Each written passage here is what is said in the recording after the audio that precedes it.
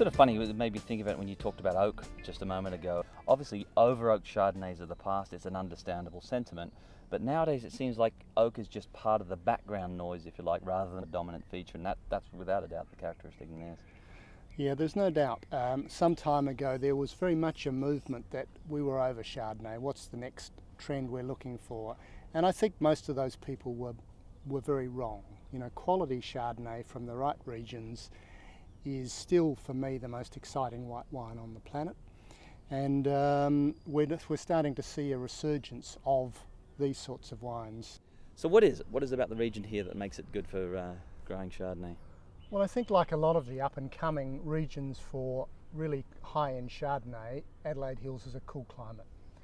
It shares that with regions like Margaret River, Yarra Valley, Mornington Peninsula, and they tend to produce wines that have more elegance, finesse, ability to age than perhaps some of the warmer regions. And so the warmer regions typically going to give you big, full-blown, rich flavours, a little more restrained flavours from cool climate. Absolutely correct. Yeah. In terms of Adelaide Hills, is there a particular flavour that you think is consistent in the region, or is it just maybe something you're doing that you think is typical and what you look for?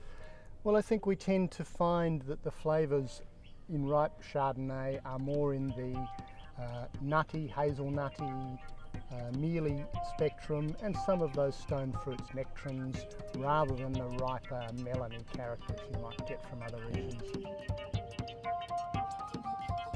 The M3 style that we've been developing since 2000 is a bit unique within the hills, and I think it's a style that we're developing to try and have a wine that has the ability to age well as be approachable, you know, relatively young.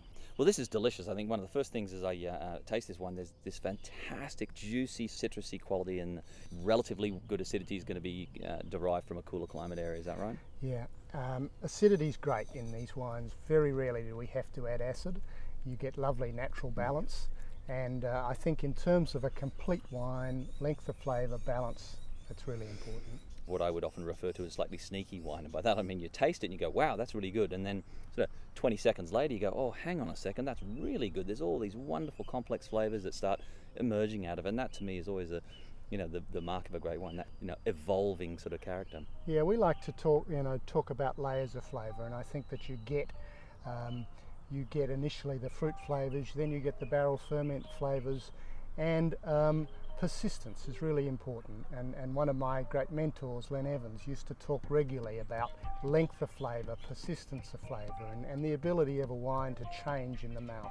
Absolutely. You get those initial fruit flavours, and then you swallow it and the flavour changes and stays with you for minutes afterwards. Cheers to the brilliance of cool climate Adelaide Hills Chardonnay. Thank you.